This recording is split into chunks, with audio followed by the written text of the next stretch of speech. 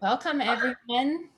We're so thrilled to have everyone joining us here today for the Narwhal's Carbon Cash event. We have an illustrious group of panelists to discuss this topic today. And I can see hundreds of you are filing on in already. We'd love to hear from you in the chat box where you're joining us from today. I'm hosting you from Victoria, British Columbia today. I'm honored to be on the traditional territory of the Lekwungen speaking peoples, which is home to the Esquimalt, the Songhees, and the Wasanich peoples who are still using these territories to this day. Lots of people filing in here. Wow, we have somebody from Denmark. Nice. Right across this fine country and world of ours. Great. Well, I'm just giving people a minute to get in here before we fully launch in. But we're creeping up to 500 attendees already, which is really exciting. It's so great to see so many people wanting to talk about nature-based climate solutions. I'll start off just by sharing a little bit about the Narwhal and who we are. So myself and my colleague Carol Linnett started the Narwhal about 2.5 years ago now. And at that time, it was just the two of us. And now we have a newsroom of 11 full-time reporters and editors and audience engagement strategists.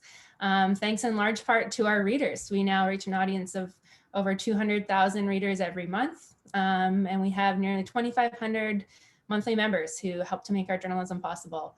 And it's just so incredible to have that relationship with our readers, and we're excited to find new ways to connect with you all in these strange COVID times. So thank you all for joining us online today.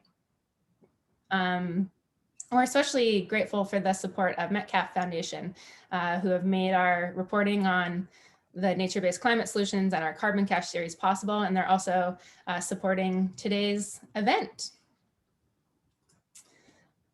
So I see, we've got a good group here. So we'll start to kind of dive into a little bit of just a few housekeeping notes before we get into the meat of it.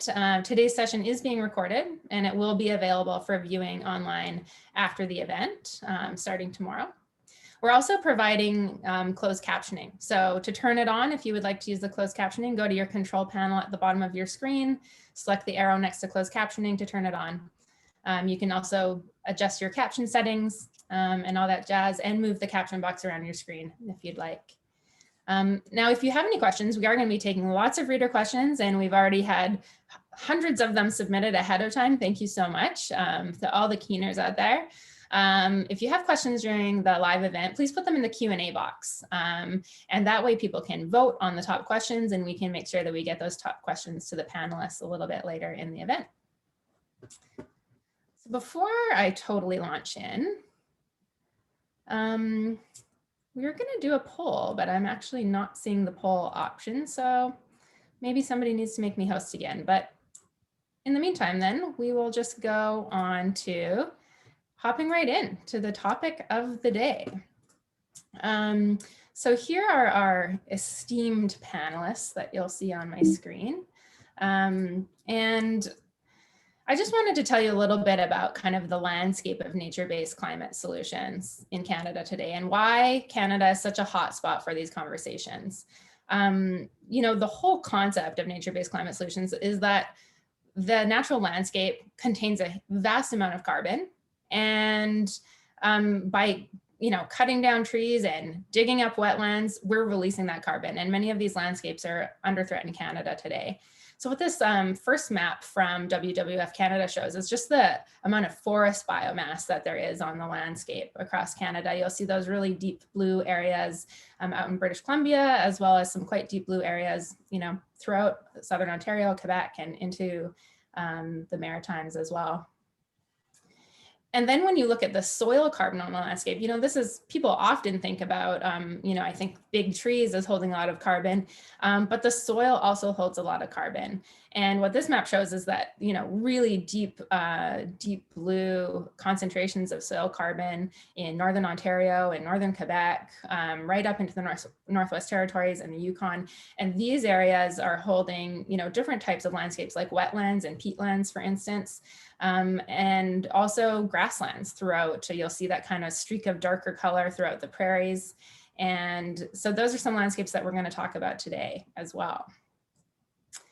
Starting off with, so we're going to kind of just scan through some of the stories that we covered as part of Carbon Cache. And, we did this big feature on the peatlands of Northern Ontario, which both contain a huge amount of carbon, as we just saw on that map, and which also are under imminent threat from mining proposals in the Ring of Fire.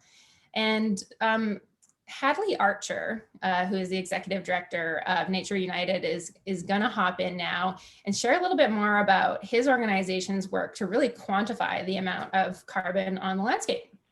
Hadley. Yeah, thanks, Emma. I'm really honored to be part of this esteemed panel. And although I'm showing a stunning picture from Great Bear Rainforest behind me, I'm in Toronto on the traditional territory of the Mississaugas of the Credit River, the Anishinaabeg, the Haudenosaunee, the Huron-Wendat, the Seneca, and the Chippewa peoples. So maybe just to start, as we all grapple with the pandemic, we must and keep in mind and remember that we're in the midst of a global climate crisis. And the trend lines are not positive. Since countries signed the Paris Agreement in 2015, we've recorded the 5 warmest years on record. But that's it for the doom and gloom. The rest of my remarks will be hopeful. We have an historic opportunity to invest in building back a global economy, a global that is greener, more equitable, and puts us on a path to dramatically reduced carbon emissions. Most of us know that to avoid the worst projections to stay below 2 degrees warming, we must phase off the use of fossil fuels, which we would completely agree with. Perhaps less understood, but equally important, is the power and the opportunity to harness the power of nature, as Emma mentioned, to be a part of the climate solution. Our global affiliate, the Nature Conservancy, conducted research about 3 years ago that looked across all different land types globally and found that 1/3 of global carbon emission reductions that we need to achieve by 2030 can be met by nature. That's just to put it in perspective, that's the equivalent of stopping burning oil globally. It's a very big opportunity. So the team at Nature United said, well, we would like to know what the answer to that question is for Canada. And while I was tempting to try and do a quick back of the envelope exercise, we realized pretty quickly that these are very complicated ecosystems and questions. So we were very fortunate to have been able to pull together a group of 38 scientists from 16 different institutions to evaluate 24 different natural climate solutions, or effectively land management approaches that keep carbon in the soil and the plants and leverage the power of photosynthesis to sequester more carbon. So I can't share the details of the study with you today, but they're coming in a few weeks. They're under peer review. And so because this was such an important exercise with so many different academics and researchers, we want to make sure that we go through that full process so that when we're able to share the findings, it's been very well vetted and very grounded in science. What we also found is that what we found is that there's huge potential, not surprisingly, just given the size of Canada and the scale of the opportunity.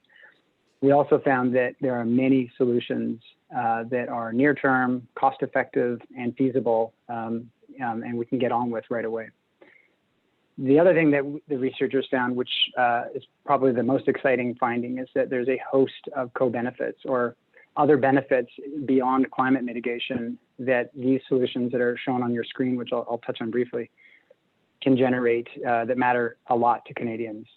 Clean air and water, soil health, green jobs, local sustainable economic development. These are critically important objectives in addition to climate, and natural climate solutions can move forward on all of these. So the 3 key areas here that our study highlighted were protect, manage, and restore.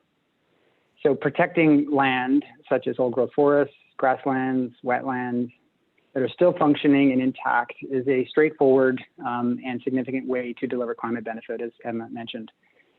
Canada has a quarter of the world's intact forests, for example, where carbon has been stored over thousands of years. Disturbing these lands releases the carbon at a time when we need to be dramatically reducing emissions. Conversely, if we avoid disturbance, we keep the carbon in the ground and the soil. Tremendous opportunity. So protection plays a huge role. Also really important is how we manage lands. So whether it's forest lands or croplands or grazing lands.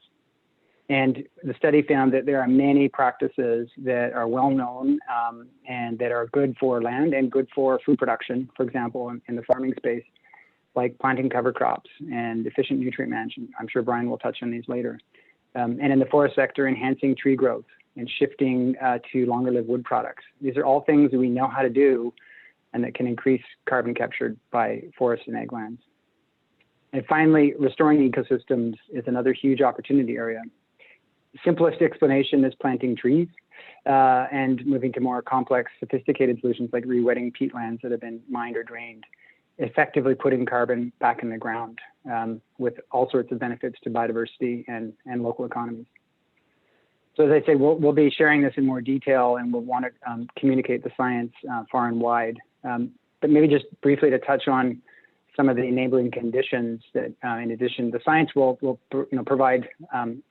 Will illustrate the opportunity space, but and I think many of us are aware of the federal government's recent commitment, $4 billion to support natural climate solutions and to include natural climate solutions in our in the 2030 climate commitment. That will clearly catalyze action on the ground, but to realize the full potential of natural climate solutions, it's essential that Indigenous governments lead with the support of all of us in a way that respects Indigenous rights, supports communities to build local capacity, and implement these solutions as part of their land use visions. And in doing so, supporting Indigenous protected areas, supporting guardian programs, and providing economic benefit. It's also critical that provinces and territories are engaged and bought in as they hold jurisdiction over much of the land management decisions that we want to see happen. And as well the private sector, who together with governments must provide investment and adoption. So natural climate solutions, clearly not the only answer to the climate challenge, but a critical piece of the puzzle that I think is really just coming into the forefront. So as I say, we're looking forward to sharing the findings in a few weeks and continuing to work in partnership with Indigenous communities, governments, and private sector, as we have been doing for more than a decade to move forward on these exciting opportunities. Thanks, Emma. Thank you, Hadley. That was a great overview of the issue, and really looking forward to seeing the numbers in that study when it comes out. So the next landscape that we're going to talk about is forest, in particular the broadback forest. Because it's a really interesting example. And I know it's more than the broadback forest. There's much more to the territory than just that area. But we're thrilled to have Mandy Gull, the Deputy Grand Chief of the Cree Nation in Quebec, with us today. And she's going to tell us about some of the newest developments in terms of Indigenous protected areas on the Cree Nation territory. Oh, Mandy, you're muted. Nishtam gangi no Yemen, no ajemad mshawanje skant takaga bej bita bulhuda da naske jins kumla bej wishamyak jimian jishot. Full disclaimer, I have a dog who loves to bark when the Zoom is on. So good morning. I spoke in Cree and I just wanted to ensure that I acknowledge my language, that I'm a speaker and carrier of my language, and to thank those of you that are tuning in today to join this event, and to also give my thanks and appreciation to the Narwhal for inviting me to participate. We were very pleased to do some work with the Narwhal earlier this summer. They wrote an incredible article on some of the work that we're doing in our territory. As you can see, there's a map up if you're tuning in. We have a significant area of protection that has been achieved in the past. And we've also undertaken a really large project over the past 10 years plus of establishing greater areas of connectivity and a larger protected areas network in the Cree territory. Some of the work that we've undertaken in this project looks at trying to bring together Cree cultural information in areas of cultural significance and biodiversity targets set by our partner, the Quebec government. And I think one of the things that's really unique about this is it's a collaboration between a nation-to-nation agreement with a First Nations group and a provincial government. And we were able to achieve significant targets of 20% protection in our Cree territory. So I'm pleased today to be really showcasing not only measures that were undertaken by a government to work collaboratively with a First Nations group, but also showcase some of the modeling that we undertook in developing this territory. And I think that's really, really significant. So I'm looking forward to share more with you throughout the event. Thank you. Wonderful. Thank you, Mandy. And thank you to Mandy's dogs as well. Good to meet you all. Oh yes, there you go. We got a dog sighting. Great. Well, the next landscape that we're going to talk about is another forest area. I, for one, before we set out to do this series, I'm ashamed to admit that I hadn't really heard about the Acadian forests until someone from Community Forests International sent us an email to our editor at the Narwhal inbox and tipped us off that we should be looking into the Acadian forests. And then I got on a phone call with Daimen Hardie, and within about 15 minutes, he gave me 7,000 words of great quotes about the Acadian forest. And next thing I knew, we were assigning this feature on it. So Daimen, we're so excited to have you here today and to have you share a little bit more about this incredible ecosystem and the work that you have done to, work with local woodlot owners to protect it. Thanks so much, Emma. That's very flattering. And we're so excited to be part of this, and just seeing how many people have showed up. It's so cool. So I'm way out here on the East Coast in the traditional unceded homeland of the Mi'kmaq Nation and the Wolastoqiyik Nation, communities that I hope to see continue reestablishing their rights and relationships over the land and forests here, because that's necessary. And it's also, it's one of the things that will help protect and restore the land and the climate, which is what we're talking about here today. And hearing Chief Mandy Gull talk about all the work going on north of us in the Cree Nation and the Boreal Forest is so inspiring. So I live here in the Wabanaki Acadian Forest. So as you can see on the map, it stretches from New York all the way through New Brunswick. And the thing that makes this forest really special is that on this part of the continent, we have two different forest ecosystems that are colliding and mixing. So we do have boreal species, the northern lungs, those trees grow down here. And then we also have hardwood species from the hardwood forests further south growing here. So now we've got a mix of over 30 different tree species that grow here. And it's just this really rich natural abundance and vibrancy. But another thing that's, I guess, a bit unique about this part of Canada is that it was also one of the first parts of Canada to be invaded by Europeans. So it's been under colonialism, for the longest.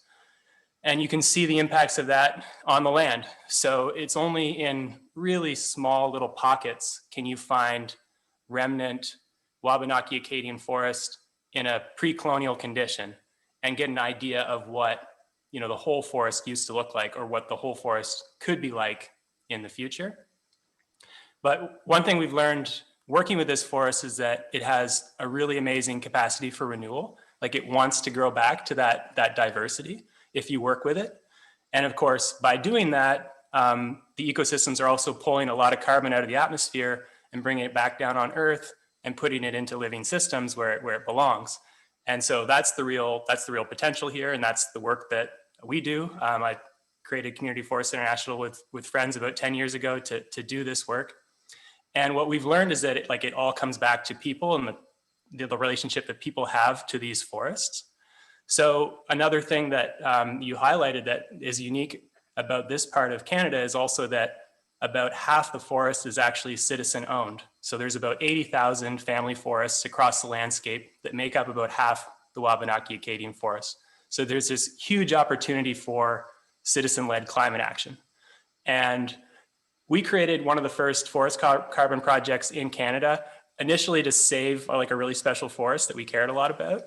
And that program continues, and all going well this week, we're actually going to save another forest on the outskirts of Fundy National Park through that same program. But our big vision is like, how can we take this climate smart forestry approach and make it more accessible to the thousands of family forest owners across the region? Because if we can shift from the clear cutting practice, which is business as usual, to more of a restoration practice, like at a landscape level, and get tens of thousands of people involved, then that's what's going to make like a globally significant impact. And that's what this part of the region can offer to the world in terms of solutions. So we're really fortunate, like the movement is growing. We've got lots of great partners who are involved, and like there's more ways for people to get involved, like every day pretty much. And one of the things that we're most excited about like right now is learning more about Indigenous forest knowledge in this region. Because when we're talking about how we work with forests to bring back that biodiversity and to bring back that resilience and store carbon, you know, it's Indigenous technologies and Indigenous traditions that have already proven, you know, how to do that over thousands of years. So that's kind of like the next, I guess, big thing for us, really keen to learn more. That's why we're so inspired by the work that Chief Mandy Gull is doing in the Cree Nation. And yeah, I'm just super excited by this conversation that so many people have showed up to talk about it, because like that's really heartening for our organization. And I'm really looking forward to the Q&A to hear what ideas and questions people are bringing on this. Wonderful. Thank you, Daimen. And yeah, it is wonderful to see. We have 762 participants right now. That's a pretty nice sized theater if we were in real life. So you can imagine that. So yeah, that's excellent. Thank you everyone for joining us.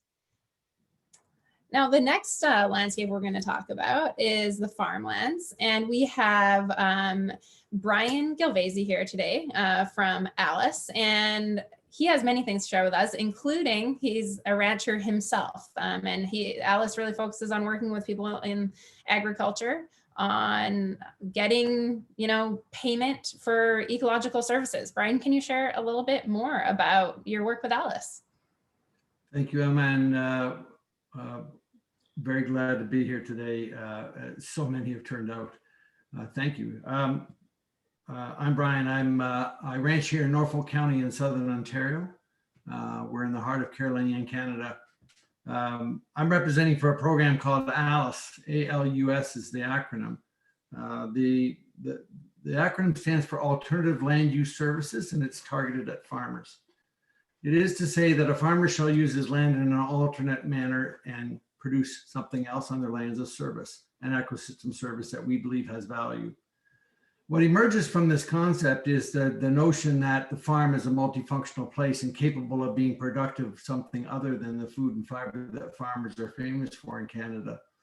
ALUS is uniquely constructed on a community-based platform and 8 principles that sustain us.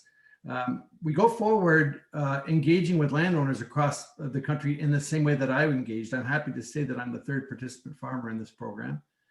And it spoke to me because it spoke to my productive nature. It spoke to my caring and of the land and my stewardship ethic. And it spoke to my to the fact that it has something to offer to conservation. I must say that the concept originally grew out of the fact that traditionally conservation of farmland appeared as easements or land purchases of the wetland on the corner of the farm. And this is the farm community standing up and saying that we wanted to be part of this scenario. We focus on winning humans, winning those farmers to come into the program. And today our program now exists in 30 community partnerships in 6 provinces. We have well over 1,000 farmers that are active, taking marginal and uneconomic pieces of farmland and converting them to either some natural systems, so grasslands, wetlands, tree plantings, and continuing to manage and maintain them into the future. Increasingly, we work on the what we call modified agricultural practices as our community becomes more comfortable with that. But we are farmer-led, and we do stand up for this fact that we believe there's value in nature. And if there's value in nature, then we can value those people that can produce more of it for Canadians. The companion piece to ALUS is the new Acre Project, which is a market-facing or an outward-facing tool that connects people that want to pay for an acre of nature to those outcomes on the landscape. We have, like, as I said earlier, we've impacted about 125 square kilometers of land through our program so far. We started in 2008 officially, and we feel like we've got lots of room to grow and to scale. Wonderful. Thank you so much, Brian. I think, you know, one of the coolest things about reporting on nature-based climate solutions has been just what a broad cross-section of Canadians who are involved, and, you know, to talk to the farmers, the ranchers, the Indigenous leaders, you know, the private woodlot owners in Nova Scotia. It seems like a topic that is bringing people together in ways that are quite unique on the climate change file. So I look forward to talking a little bit more about that as we move forward. Next up, we're going to talk about grasslands, and my background today, I know it might have been a bit disorienting there. I said I was in Victoria, British Columbia, and yet it appears that I'm in Southern Alberta grasslands. My favorite ecosystem of the ones that we covered, not, you know, if it's hard to pick a favorite from between them, but they're pretty cool. And we have our reporter, Steph Wood, here today to share a little bit about what she learned in reporting on the grasslands. Yes, hello. Yeah, I'm Stephanie. My ancestral name is Kwetasawet, and I'm from Squamish Nation. And I'm talking to you from our territory here, what's now known as North Vancouver. And yeah, so I'm a lot more like a lot of the participants here, where I didn't know anything about this until I started reporting on this story. I didn't know about grasslands. I didn't know about carbon storage, not much anyway, not in depth. And everything that I'll have to share is because of the 20 odd people who shared their time to basically teach us so that we can share all of their work. So yeah, this particular story is about the native grasslands in especially Western Canada. And basically that they are actually what some people call the most endangered ecosystem in Canada, because 75 to 90% of the Western grasslands have been eradicated due to development. And since so much of it is privately owned, only 1% of what's left is protected. And so we went out to meet the people who are trying to do more protecting and restoring, and who just know these grasslands so well. And I guess my biggest, for just talking from a journalistic perspective, I guess what I really learned was something that we talked about later, which was about when you're doing solutions-oriented reporting it with just as much vigor as you report on problems. And I feel like that's something we did really well with this story. We spoke to 11 different people and did tons of research to say, like, look at what solutions exist for saving the grasslands and how those are playing out on the ground, you know, what people are literally doing on the land. And so, yeah, one of the people we spoke to was Apisamaka or William Singer, and I think that he might be in the audience. So if you are, hello, William. And he's from the Blood Tribe, and he's one of these people who has property that he owns and is choosing to use it to restore cultivated land that's on his property. And so he's an illustrator, educator, Blackfoot speaker, and like all around plant expert who has begun a garden and seed bank on his property to basically restore native plant species, and with the ultimate goal of making them available for his community to be able to come and collect those seeds if they want to do their own restoration work. And he's doing everything through cultural burning, not using any pesticides or herbicides, and has been at this work for about 10 years. And so that's one of the people we spoke to. And we also spoke to a wide variety of scientists and ranchers who are basically trying to adopt practices so that their the pasture where their cattle graze is also a functioning ecosystem that can store carbon and support a bunch of other kinds of life, from birds to badgers to coyotes.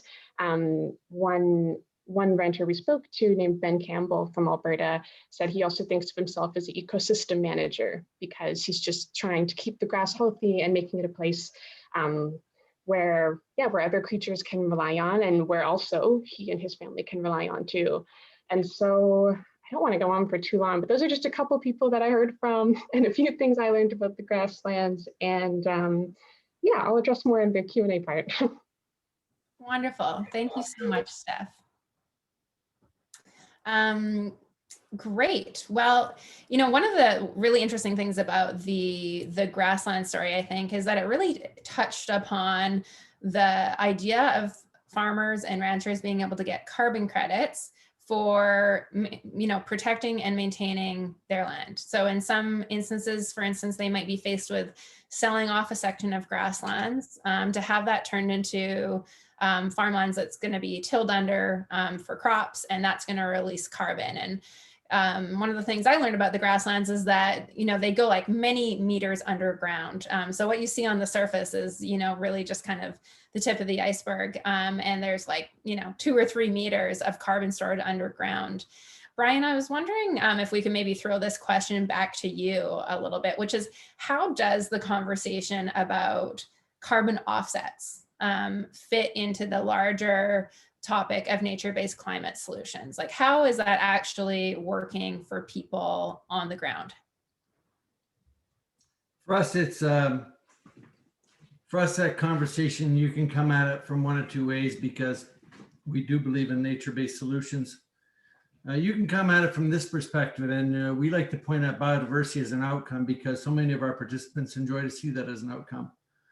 So if we've done something on the land and we've created a good biodiversity outcome, and we know that we do because we planted the right plants and we've got the right land manager restoring that site and maintaining it in a state that's and the data will support that at the end of the day. But there's a richness to all. There's a richness to that if you look at it from biodiversity first and carbon second. You can also turn that on its head and approach a landowner and say, we want to get carbon benefits from you plus Cadillac carbon. We want to get carbon that gets leverage. It gets water benefits. It gets wildlife benefits. It gets species at risk benefits. It provides resilience for our communities. So from that perspective, you could say that it's smart carbon if you're looking at nature-based solutions, or the highest value carbon. I like to say Cadillac carbon, but there's 2 perspectives. And it depends where you're coming from on this and which one fits your eye best. Great, thank you. And Hadley, did you want to kind of hop in and speak to that question as well of how carbon offsets fit into the larger conversation about nature-based climate solutions? Yeah, thanks, Emma. I think they fit in for sure. They're a key piece, but one piece. I think that's important to realize that in some instances they work really well. You can confirm permanence. You know, you can wrestle to the ground the questions around permanence and leakage and additionality, and in those cases, they can provide very important sources of income and revenue for local and Indigenous communities, the folks on the ground who are managing and stewarding those lands. But there's also, you know, there's lots of questions around them, and they're not always the right solution. I think that's important. Like for us, it's really important to say that carbon offsets are not synonymous with nature-based climate solutions. They're a part of, and I think that's an important piece to understand. And then in some cases they work really well and can be incredibly important. And actually, as Brian was saying, help build that overall case. In other cases, they don't make sense. I think the good news is the voluntary and compliance markets have become very sophisticated in managing this with very rigorous sort of protocols in place. So I think, like I say, we see it as part of the overall solution mix. Great, thank you. And Daimen, I see you nodding. Do you want to hop in and say a few more words on that topic? Yeah, I think Brian and Hadley have made such great points. We like to think of them as a tool for transition as well. Like we're trying to get to a point where our relationship with these ecosystems is in balance, you know, and so carbon offsets are just one tool to help with that transition, to help people continue to earn a living from the land while they're shifting from something that's maybe more extractive to something that's more regenerative. But certainly, like Hadley mentioned, we got to keep the bigger picture in mind. We need nature to protect us and protect the climate. Carbon offsets are just like one tool to do that. So let's not like forget the bigger picture when we're really trying to advance one particular tool.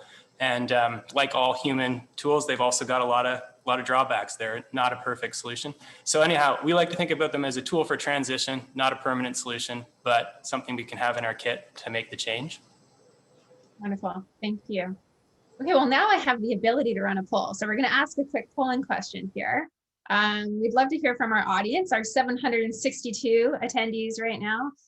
How familiar would you say you are with the concept of nature-based climate solutions? You know, we've got those who eat, breathe, and sleep them, which was me this summer. But before that, you know, just learning a little, or, you know, just learning for the first time about this concept of nature-based climate solutions. I'll just give folks a minute to weigh in here.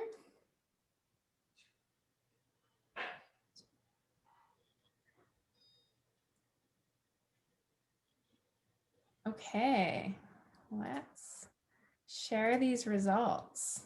So we've got a really, you know, an interesting split. We've got 23% of the, you know, uber keeners who are eat, breathing, and sleeping nature-based climate solutions, 52% in the kind of I know a little, and 25% just learning about nature-based climate solutions. That's awesome. It's really cool to hear what a kind of, you know, wide blend of people we have on the webinar today. And we're gonna, you know, try to make sure that we tailor the questions so that everybody is able to walk away with something from this. So thanks so much for weighing in on that, everybody.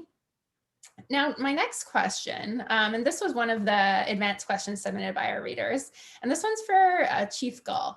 How do nature-based climate solutions and Indigenous protected areas relate to each other? You know, how do you see, you know, the need for more funding and support for Indigenous protected areas being, you know, advanced or supported in any way by the nature-based climate solutions conversation? Thank you for that question. I think it's a really, really important one. For the Cree Nation, I think what has been really unique is the treaties surrounding the USG territory really give us a seat at the table to determine the outcome of development, the outcome of protection, the outcome of various types of environmental activities within our territory. For us, working on protected areas and conservation was a regional strategy that we took for our whole territory in its entirety, which is roughly 400,000 square kilometers. We were very proud to see that our final network came out a little over 200,000 square kilometers, roughly the size of Iceland. And I am pleased to know that the work that we've done will contribute to the carbon offset. It is not something that we were able to introduce into the crediting process due to the system that they have here in Quebec, but it did open up the conversation for each of our communities to consider what they would like to pursue with their community-owned forest territory. A number of them have started that dialogue, have started answering those questions. I think that for me, you know, I can confidently say that our nation set aside territory with no financial dependence. We did it because we knew that it was the right thing to do for our territory. We knew that it was the right thing to do for the future of the Cree Nation. And we felt that it was contributing to the overall direction of climate in its entirety. So it was very important for us to do this work. I do think that this is something that, you know, First Nations maybe need more support on, especially in a partnership process, to really build and gathering information and understanding the systems that may apply to you, the province that you're located in, the region that you're located in.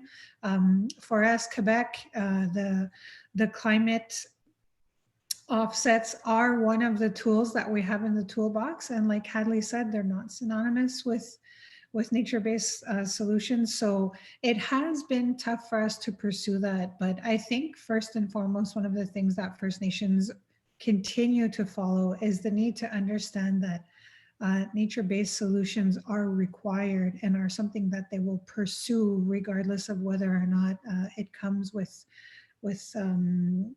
what climate credits can offer your nation.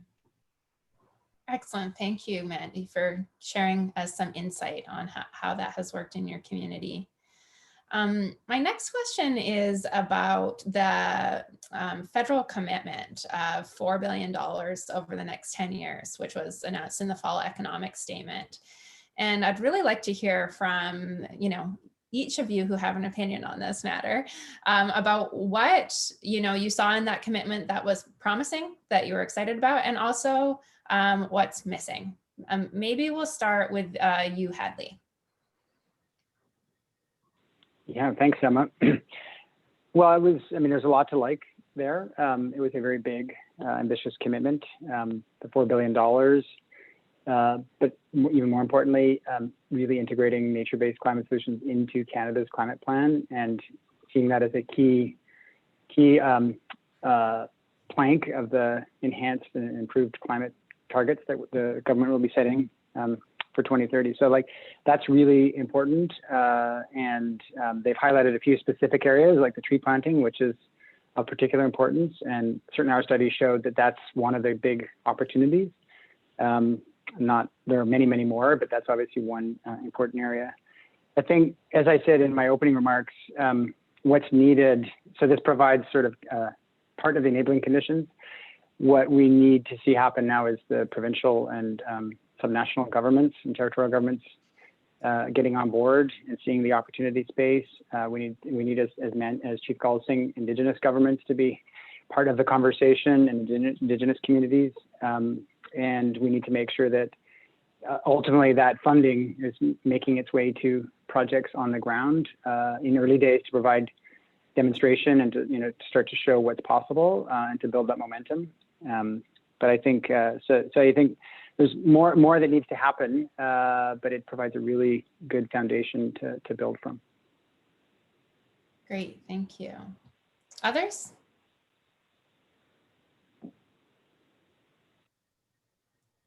And I'll take a crack at it. We're certainly pleased to see the commitment. We were from where we come from, because we're farmers in the background. We're especially pleased to see the recognition of grasslands, the wetlands, and the peatlands. We often talk about trees without recognizing the importance of these other ecotypes, and we happen to be very good at doing all those ecotypes on the farmland, with the exception of the peatlands, of course. It is a small recognition of the farmer's role. There is almost $100 million to be spent, which is a nice start. I think problematically, or just to raise some issues to be concerned about, is this kind of commitment takes an enormous amount of land, and we've got to recognize that we've got to work with every land manager we possibly can, whatever shape or form they come with, in order to get the land, to find the space, to plant 2 billion trees, to plant the $600 million worth of grasslands and all those other things. And to me, that means we got to make sure we focus through on the people that are going to actually put their hands, the people that are actually going to put their hands in the dirt and make these projects happen. And of course, we have to make sure that we always connect things to an outcome on the ground that's meaningful to us. And if we keep our eye on the ball on those things, I think we'll have a very successful program. Great, thank you, Brian. Now, Daimen, I know you have some things to add on this, and I was hoping also you can maybe talk to the 2 billion tree commitment. I feel like that often gets kind of picked out of the federal government's announcements and criticized as potential greenwashing because people are concerned when they hear about tree planting that it'll be done to the exclusion of the fact that we're still cutting down old growth forests in British Columbia, for instance, and the idea that you could just plant a whole bunch of new trees and everything would be solved. So I know there's a lot of skepticism around the tree planting commitments. Can you kind of speak to your thoughts on that? Yeah, I'd be happy to. Absolutely. Tree planting is really great, but it's always an investment in the future. And I'm worried that, you know, we'll get it confused and think like, if we just do that, it's going to be enough. But we know that to get through this crisis, we need to drastically reduce our carbon emissions on the one hand, and then we need our ecosystems to bounce back to health on the other. We need those two things happening over the next 115 months, according to the UN. And so when it comes to forests, in terms of the climate benefit, protecting old forests is the first priority because they already store a lot of carbon that could otherwise be released into the atmosphere if they're cut down, and they act as a deepening carbon sink over time. And then second to that is actually to work with, you know, existing forests that are maybe not like old growth or at their maximum in terms of potential, but to move them along and to do restoration management on them and work with them so that they do become more resilient and store more carbon. And then tree planting, reforestation is sort of like the last option on the list, you know, and like it's a good thing to do, but it's a slower acting thing, and where the climate crisis is time bound and winning slowly is actually losing.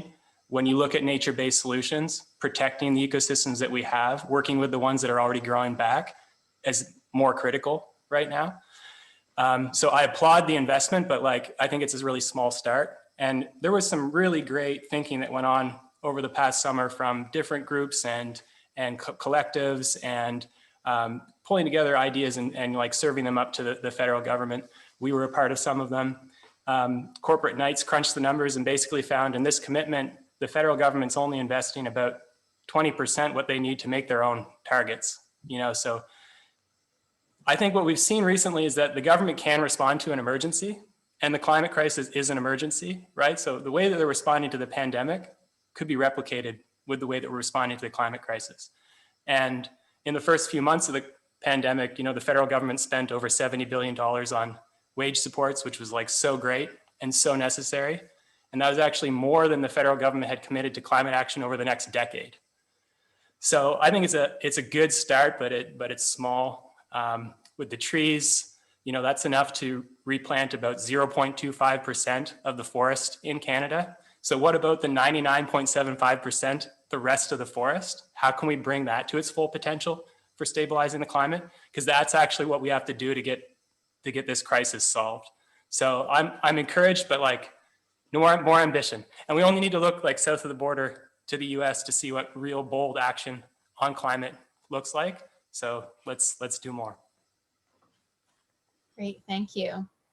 Chief Gull, did you have any thoughts or reflections on the federal announcement of $4 billion for nature-based climate solutions? I do. I just have to say, I absolutely adore the line, winning slowly is actually losing. I think that is probably one of the lines that I will keep in my little notebook of wisdom and knowledge that has been shared. So thank you, Daimen, for sharing that line. You know, we subscribe to the same philosophy, protect old growth forest. It has been one of our markers in the Cree Nation for many years. You know, we've been living with forest harvesting in our territory for a number of years already. It has shaped our territory a lot. Tree planting, yes, is one of the solutions, but ensuring that you move towards tree planting mixed forest as opposed to, you know, monoforestry is something that I think has been hard for industry to accept, but I do agree with the points that Daimen raised. We are at a point in time where, you know, our actions will make it or break it. And First Nations people have been sounding the alarm on the health of the planet for a number of years. And I do hope that, you know, with the shift in the direction that the US has taken recently, that Canada will respond to that as well. You know, we are considered leading in terms of having the healthiest forest in the boreal climate. And I really hope that we're going to continue on with that leadership and ensure that we move forward and move harder on measures that need to be in place to really respond to this. First Nations people are doing everything that they can to contribute. I think more dialogue, more support, more knowledge exchange is important. One of the things that our nation is doing is really showcasing that we've created a unique model that goes hand in hand with Aboriginal knowledge, and in partnership with the province, we're willing to share that information. I know there was a question in the chat looking at if we're going to be extending into our neighboring nations' areas. It is completely their jurisdiction. It is their decision to see what kind of areas that they would set aside for protection. But of course, we are always willing to share the knowledge that we've gained in this process. It was over 10 years to really achieve the type of protection that we've attained for our territory. And I think we have a lot of lessons learned that I would willingly share. And of course, we are always open to getting and receiving exchange with those nations that have been setting aside areas of protection in the past, and really exchanging, because I think the strength of what our territory has achieved was really showcasing the strength of a partnership between First Nations and provincial. And I think that's something that can be replicated on every scale. And I would love to see on an international scale more concrete input, seats for Indigenous people, not on a side table, but directly at the head table, to provide information, to provide comment. These are the people that are living on the territory, that continue to hunt, fish, and trap, that continue to drink directly from rivers and streams, that have eyes on what's happening directly in the territory. We need their input. We need their voice, as much as we need those who are coming with scientific information and Western knowledge. We need to hear the voices of the people that are living in the regions impacted from climate. Powerful words, Chief Gull. Thank you. Thank you for that. And bravo to all of the work that you've been able to do with Cree Nation, and to guide that way forward. Like you say, you've really provided an example that if it could be replicated in nations, across Canada and around the world, we'd be making an awful lot of progress towards multiple goals at the same time. Now, Hadley, I know you had some further thoughts on the 2 billion trees statement. So hop in. Yeah, thanks, Emma. Just one, well, first of all, to thank you, Chief Gull, for those words. Very inspiring, and so on point. And something that you said that really resonated with me is ensuring seats at the table. I think that's something we hear time and time again from Indigenous communities and governments that we work with across Canada. And as decisions get made on the landscape, who knows best how to inform and make those decisions, and who's going to be there in the future managing those decisions. So thank you. It's really just a one point around the trees. I think we also have to keep in, so completely agree, Daimen, that we have to focus on the most important opportunities in front of us. And Brian has said so well that we have to make sure we have the people who are ready to get their hands dirty. I think the important thing around the trees is to understand 2 things: one, timeline, and choices. One, timeline. The nearest term opportunities certainly are around avoiding conversion and protecting, and a lot of the improved management, like ag management, as Brian's mentioned. The thing about trees is they take a long time to grow. And what our study found is that while by 2030, the trees don't stack up, if you will, against many of those other opportunities that have been mentioned, by 2050, they become an incredibly important part of the mix. So I think my second point is around choices, right? We're talking about these as though they're either or. I think we started by saying this is a crisis and we need to be putting everything we have at this. And I know we live in a world of finite resources, but at the same time, I think with nature-based solutions, given the breadth and the holistic nature and the opportunity space, we should be careful not to be contrasting, this forest versus that forest, or this idea versus that idea, because there's so many interconnections here, and as kind of mentioned earlier, these additional benefits that I think we need to look at a particular landscape. Who has to be at the table to inform those decisions? What are the best tools in the toolbox? What are the best approaches? What is the science telling us? And how do we best move forward? And how do we build partnerships to do that? Yeah, thank you. Thank you for that framing, Hadley. It's so true. It's like we're going to need all the solutions that we can get. And it's so easy to slip into an either or kind of thinking when it's more of an and kind of frame that we likely need. Speaking of, more solutions, we had a question come in about what the role of blue carbon can be in the future. That's the one landscape we haven't exactly talked about yet. And Steph, you wrote a whole story on blue carbon for us. I was thinking maybe you could hop in and just share a little bit about what is blue carbon and what role can it play? Yeah, definitely. Yeah, that was the other story I wrote for the series. And so blue carbon, it's like a pretty recent term, and it's to refer to the carbon that's stored in ocean sediment in vegetated coastal ecosystems. So if you're thinking like salt marshes and mangroves and that kind of thing. And they have a huge potential for storing carbon, even though those ecosystems only cover 2% of the ocean floor. They store over half of the amount of carbon that the ocean sediments store, if that makes sense. And yeah, it was really exciting to learn about that while we were especially looking around the Bay of Fundy. And the Bay of Fundy, I'm going to double check this number just because I don't want to say it wrong, but just to give an idea of just how much carbon these areas store. The Bay of Fundy stores 14.2 million tons of carbon that's accumulated over 3,000 years. And at the same time, though, just like all these other areas, it's actually lost a bunch of its salt marshes. That's not even its full potential. And when those ecosystems are developed, eradicated, all that carbon is released. And so I'm trying to think of even where I want to go because I feel like I just learned so much and I have so much I'm excited about. But one of the kind of dual purpose, I guess, of these kind of blue carbon initiatives, which includes building up salt marshes, re-flooding areas that have been blocked off by dikes that have been dried up and haven't actually been able to function as ecosystems. That's one thing that a lot of people are trying to do, especially around the Bay of Fundy. And so not only does that allow the ecosystem to support biodiversity and start sequestering carbon again, but it also can act as another nature-based solution to mitigate the impacts of climate change by acting as a buffer for flooding as the sea level rises.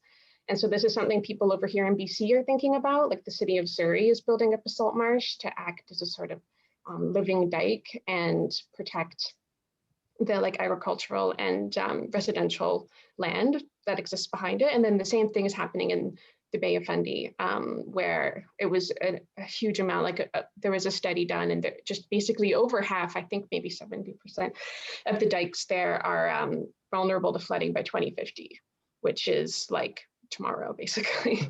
And so that was one thing I was thinking about a lot with blue carbon, is just basically that there's the multiple purposes there where there's the restoration of biodiversity, there's the carbon sequestration, and there's also the natural protection from sea level rise. Yeah, that's the point about the multiple services that one ecosystem can provide. Now, I know, Brian, you think a lot in that way too about the ecosystems and the different kind of ecosystem services that farmland can provide. I'm curious, and this is another question for our readers, and please keep them coming. We're trying to get in as many as we can. In agricultural communities, Brian, what are some of the obstacles that you face for implementing nature-based climate solutions? Well, the first thing you have to recognize is that that we always sometimes forget is that farming is tough. Farming is isolating. Farming is disconnected. We work alone. We work inside large systems, and we work from market signals. That's the first obstacle. If your market signals are only for bushels of wheat or bushels of canola, that's what you're going to produce. If the market signal you're getting is for carbon, that in some circumstances isn't enough to change your management practice necessarily. We just heard yesterday about the Alberta government stopping the no-till carbon scheme or system in Alberta, which was only paying out about $1.30 an acre. that doesn't move mountains for people that are trying to put their kids through school and manage all the risks that they've got to take on the landscape. So there's that. I think fundamentally coming to the farm community with a single dimensional approach doesn't move the yardsticks. At ALUS, we attempt to come with the multidimensional approach. In other words, we value what you do on the land because it comes in a bundle or a suite of ecosystem services that is increasingly valuable because it is a broad suite that's a part of our life support system, but it's also where it occurs. It's in settled Canada where we live, work, and play, where we're losing our natural capital faster than anywhere else. So, and don't forget, we aren't trained as farmers necessarily in the natural environment, right? And there is support required to get us there. There's opportunity within that. There's opportunity to see an honorable and very respectful role for farmers as we try to bring farmers into our fold to understand that they are multifunctional in nature, that they are essential to far beyond the food and fiber that they produce. And they do fit within a community of practice that's very meaningful to us. And that ultimately we hope that when they adopt nature-based solutions through our system, that they find some benefit for their farm. That's sort of the holy grail for us, that we can make this all fit together. So there's obstacles, there's opportunities. Some of this takes time, but we're pleased with the adoption rates that we're getting across the country. Excellent. Thank you so much for sharing some of that. Now, one of the questions, that we get over and over again at the Narwhal is, what can I do about this? So although, the nature-based climate solutions is very policy oriented at this stage, I do want to address that question. And I know that, Daimen, you definitely have some thoughts on this, and I suspect others do too. What can the average person do to show their support for nature-based climate solutions? Yeah, when I saw that question come up, my first thought was definitely don't try to do it alone. Everything that we've achieved on our team is because we're a team. And then every time we build a new partnership or tell another person that we care about the forest and we care about the people connected to the forest, it just grows that movement and we're able to achieve more. So as an individual, get organized, get involved. I feel like any way you can build your curiosity or your knowledge or your connection to these ecosystems, that just gives you a stronger basis to enact nature-based climate solutions as well.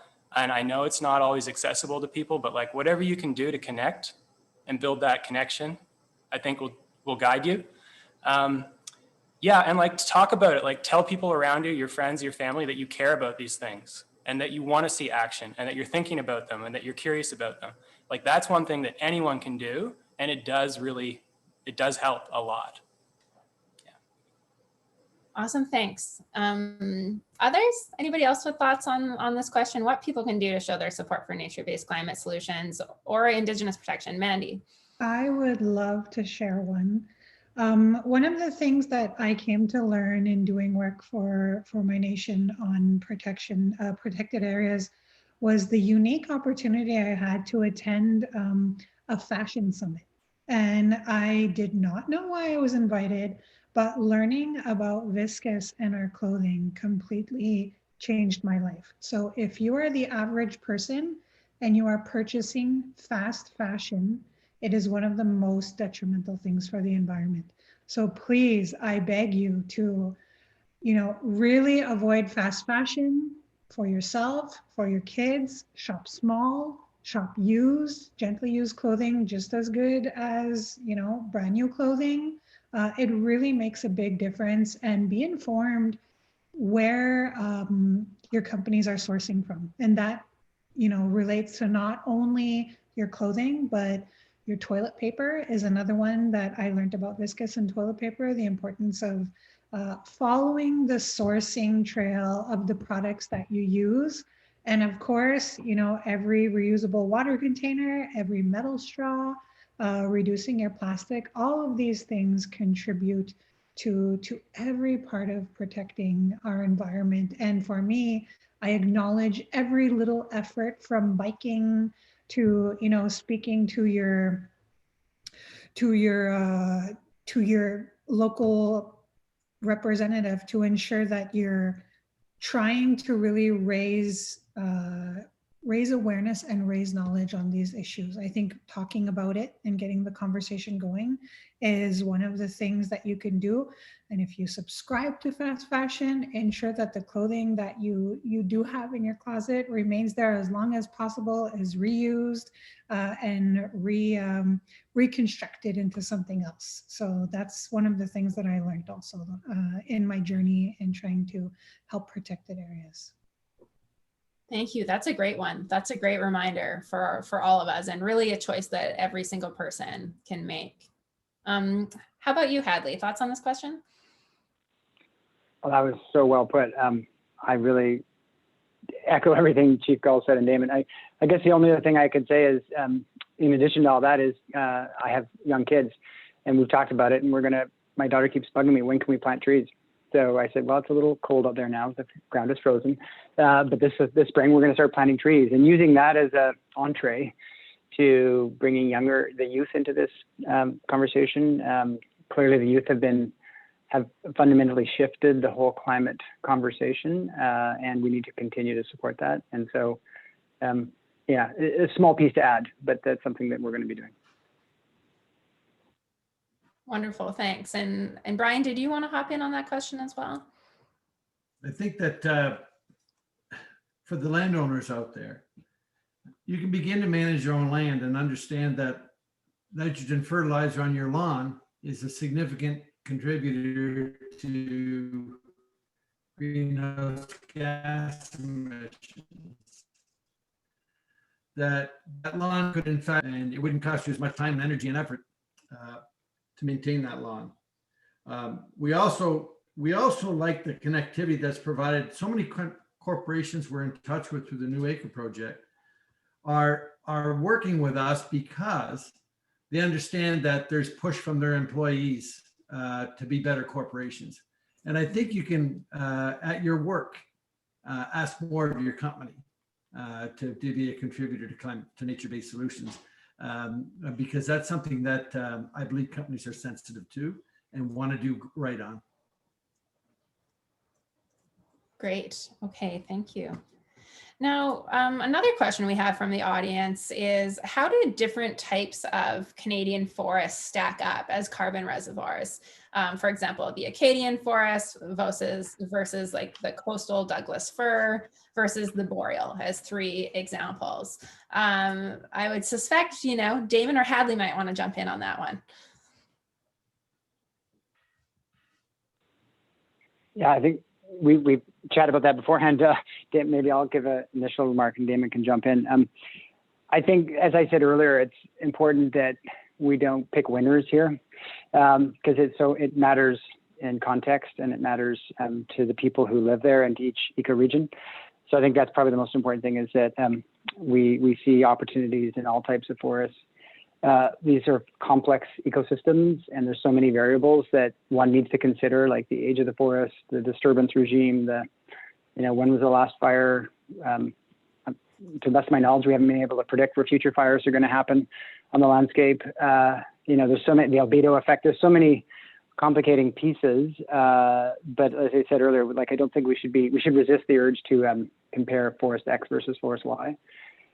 What I can tell you, though, is that without a question, the boreal forest, which covers the vast majority of Canada, has an incredible carbon store, both based on its sheer scale and size, but because the soils and the peatlands and the wetlands that have been accumulating carbon for thousands of years. So the comments about protecting old growth forests, these are typically the highest carbon, most carbon rich forests as well. So whether you do it for carbon or biodiversity or cultural or because you like to hunt moose, whatever reason, those are really important places. So it's old growth forest in the boreal, if you had to identify one particular area. Similarly, coastal rainforests, coastal temperate rainforests, these are forests that grow old and don't typically burn and aren't subject to the same disturbances that, say, the boreal forest is. So protecting old growth forests, like in the Great Bear Rainforest, that's been a big part of Nature United's work over the last 15 years or so in Canada, supporting coastal First Nations to advance their land use visions around protecting old-growth forests and sustainably managing the rest of the forest is critically important as well. Great, thank you. And Daimen? Yeah, I think Hadley put it really well. I would echo all of that, and just also highlight, one of the reasons why carbon is so compelling is because it is like a simple way that we can understand this huge crisis. But what we of course want to avoid is that we lose sight of all the other amazing values that these ecosystems provide for us. On the point of like forests, I think the big thing is like they've all got so much potential to be safeguards for the climate, like no matter where forests are growing. And so like, let's work with them wherever you are. And also, as Hadley pointed out, it's not just about the trees, but it's also about the soils, and it's the whole ecosystem that stores the carbon. And you need that whole ecosystem functioning as healthy as possible. So I think avoiding the reductionist approach is super important. And just keeping in mind that what we're trying to do is like work with these ecosystems to bring them to their full potential so they can protect us. And we need to do that like everywhere with all forest types. We need it all right now. Speaking of needing it all, here's a bit of a question, maybe from left field, but hopefully somebody can speak to it. I'm sure we can. We have a lot of experts here today. Are there any nature-based solutions that are more specific to urban environments, or are we largely talking about non-urban places?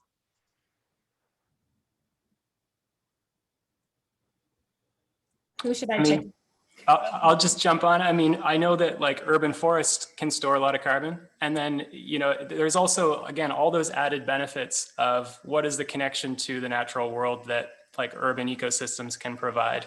What is the quality of life that they're giving, or the air purification or the habitat. So I think, again, we need forests everywhere, including in our urban areas. Great, thank you. I just want to say there's been such a good chat going on throughout this whole session. Like, kudos to everyone over there in the chat, just having the most incredible conversation about anything and everything. It's very wide ranging, and it's wonderful to see. It's just wonderful to see such a group of people so excited to have this conversation. We've still got over 600 folks with us today. I'm going to do just a couple last rounds of questions here. And one of them, I mean, just to kind of sum up what we're talking about, I think, is, what is the most important information about nature-based climate solutions that you wish the average Canadian knew about?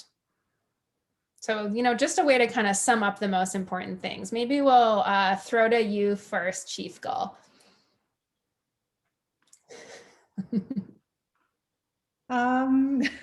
That is, I was just thinking, wow, that's a really hard question to answer.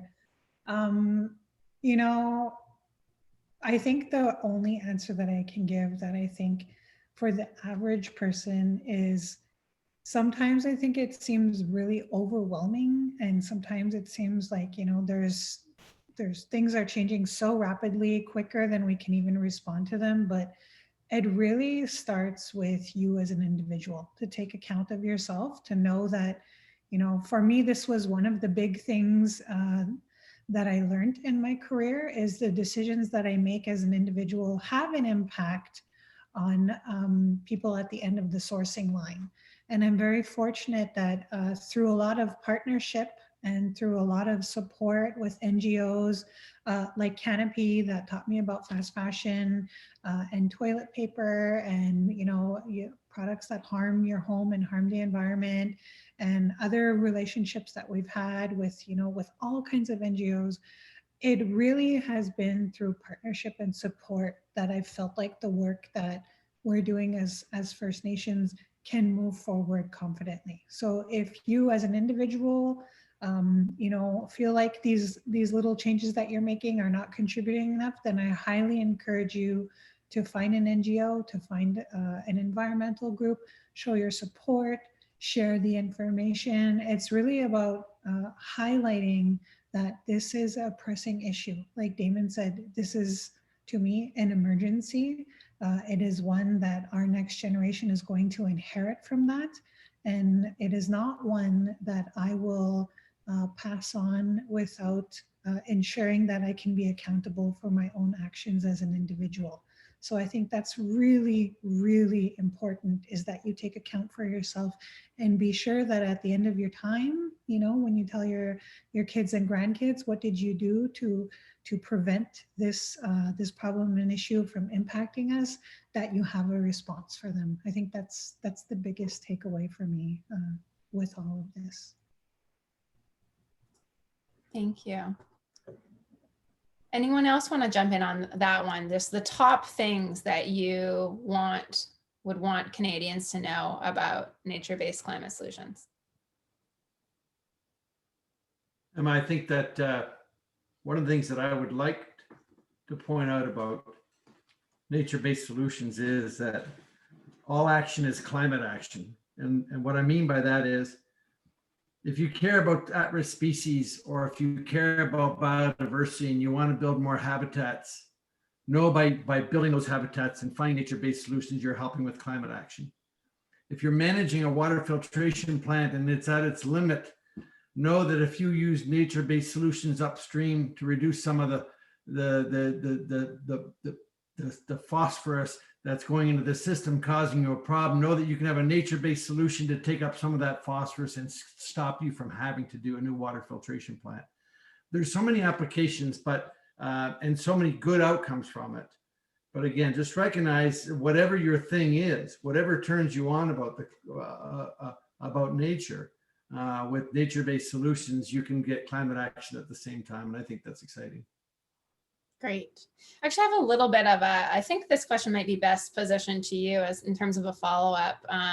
We have a specific question from Audrey about, is there any work being done to return bison to restored grasslands? Bison are keystone species and essential for grasslands. And yeah, you know, that's something we wrote about in our series as well, that, you know, grazing is really essential for a healthy grassland. Do you know of any work being done to return bison to restored grasslands, Brian? I do. We have a not quite fully funded effort going through our Grand Prairie program. We're restoring bison on Indigenous lands. And ALUS is playing a role on the restoration of those lands to make them appropriate for the bison. We're continuing to look for the full funding pot to make that project happen. But yes, indeed. And that's exciting work. Wonderful. Yeah, it's, you know, seems like a just full circle moment in so many ways when those bison get back on the prairies. And I know there are a few different projects across country, and the wonderful people in chat are sharing several of them. So that's really great to see. One more question about forests. How does protection of old growth forests fit into Canada's strategy on this front? And why is the role of old growth forests often overlooked in terms of climate policy? Maybe this is a good one for Daimen. I wish I knew. I mean, I feel the sentiment of that question. I mean, one thing that I'll say is that until very recently, Canada has not included forests in its reporting on its international climate targets, because actually, over the last couple decades, our forests have been a net source of carbon emissions, not a net sink. And that's because of our intensive management and the increasing frequency and severity of disturbances that are largely caused by our manipulation of those ecosystems and also climate change. So, it's a big fraught topic, but like these ecosystems, especially the old growth ones, the primary ones that have not been cleared or destroyed yet, they're so important. They are like, you can't bring them back when we lose them. So why they're not a higher priority, I wish I knew. I think we probably just don't have our priorities right. Okay, well, that sounds like a fair and honest answer. I have one last round of kind of fun question for everyone, but before I go to that, and people might start to drop off as they finish their lunch hours and go on with their days, I just want to, again, give thanks to all of the panelists for joining us today, and also to Metcalf Foundation for helping to make this possible. And as always, we always like to give a big shout out to our monthly members. There's nearly 2,500 of you now. You're making the Narwhals independent journalism possible. And if anybody's, feeling the warm and fuzzies for the Narwhal today, my colleagues are going to drop a link in the chat there. If you would like to become a member, you can become a member for any amount you can afford and join the club. You'll get special emails from our team and get to support this type of work. And independent journalism is another way that you can help support the type of change that you want to see in the world.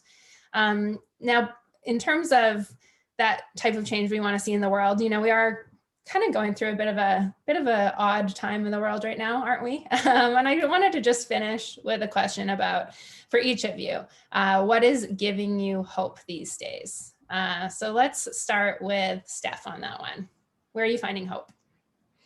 Yeah, honestly, I was actually just thinking, because we were just celebrating my 1-year anniversary with the Narwhal, and I was just thinking what a worse year it would have been if I wasn't at the Narwhal, because it really is stories like this that have really helped. Because I think a lot of people feel like, climate change fatigue, or, just that, just depleted.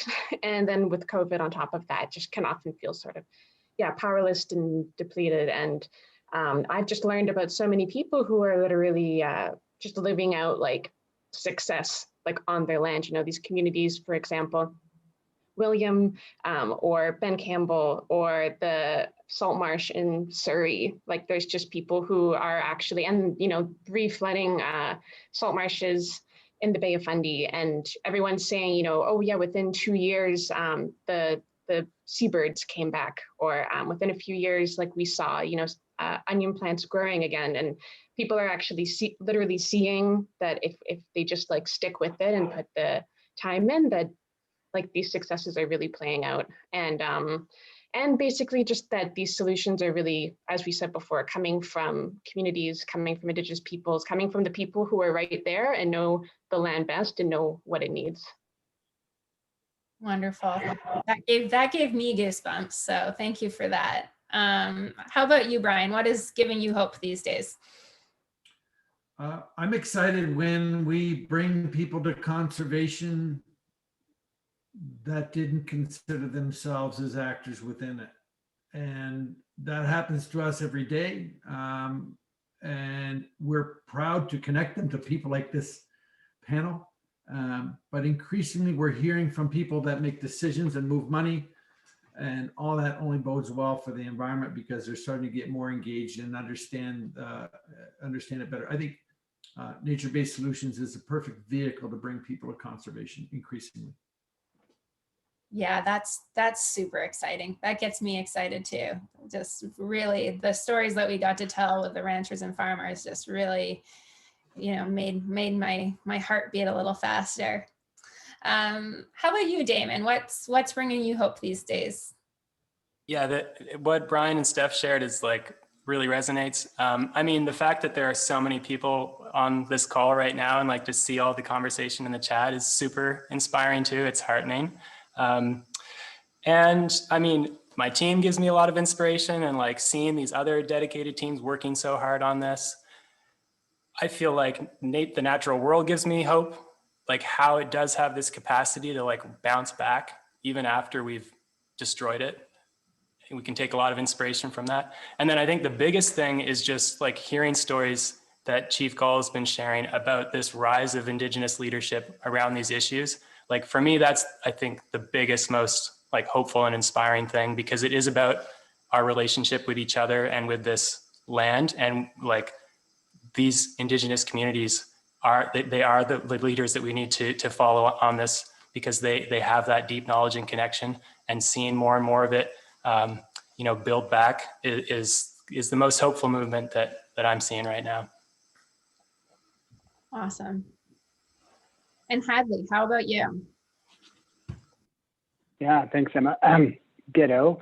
I would say when you hear, despite everything we're all going through, when you hear about actions on the ground where communities are continuing to move forward with their vision for their lands, and finding new and innovative ways to do that, and while they're in the midst of grappling with a pandemic and isolation, et cetera, it's just, I can't think of anything much more inspiring than that. I think the word that pops to the top of my head from this conversation, it's a simple word, but the word "and," because I think what nature-based climate solutions does, and Brian touched on this too, is it brings more people into the conversation. It's not about environment or economy. It's not about, you know, climate or conservation. It's not about nature or people. It's actually about holistic. It builds a larger, more holistic solution space where we can bring climate change and climate and carbon into the conversation in ways that can really help, you know, push solutions forward or highlight areas or weaknesses or problems. And the more we understand about how these ecosystems work and how how humans are impacting them and how we can live better together with one another and on the landscapes, the better off we'll be. So I think this is a part of the conversation that's been lacking and missing, and really excited to be. This is such an awesome panel and such a great conversation space to be having. So thank you, Emma and Narwhal, for creating this opportunity. Our pleasure. Thank you so much for joining us. And last but certainly not least, Chief Gull, what is bringing you hope these days? Thank you, Emma. You know, I share the same sentiments as my fellow panelists. I think I'm sourcing my inspiration and hopes from a variety of places. Most importantly, I have to shout them out is Metcalf. We are a partner with them in some of the work that they're doing. So the way that they're moving funding from non-government sourcing is really, really important. It's key. It's been a big success for us. Being able to give the Indigenous voice and Indigenous domain representation in events just like this is really important. So my thanks to the Narwhal and other groups that have really called attention to the conversation that Indigenous people are having about their territories and what their concerns are. And of course, for me, one of the key areas that I am taking my inspiration from is from the youth, because I see these kids that are coming up that are just so accountable for their actions, that are making tough decisions, that are choosing to live a different kind of lifestyle and relationship with their environment. Really gives me hope for the future. It really, really does. Without them, I think that I would feel so concerned about where things are heading, but I see these young kids that are up and coming, that have serious concerns and that are active and accountable on them. And that really, for me, shows me that the direction that we're heading in the future is one that's going to be very different from where we're coming from. Thank you. Excellent, thank you. And thank you, all of you. Certainly you all gave me hope today, including all of the people who joined us. I think we were up to about 800 participants at one point. That's just incredible. We will be sending you all a recording via email after this if you want to share it with friends and family. You'll also be getting a survey so that you can share some feedback on this. And we would really love to hear what you thought about today's event, what you would like to see in future events. And we hope to do many more. And thank you so much to all of our panelists today. You were just incredible. It was such a pleasure to get to host you for this conversation. And I hope someday we get to meet in real life. But thank you everyone for joining. We'll end it there. Thanks for taking 90 minutes out of your day to spend it with us. And we look forward to seeing you again soon. Thank you.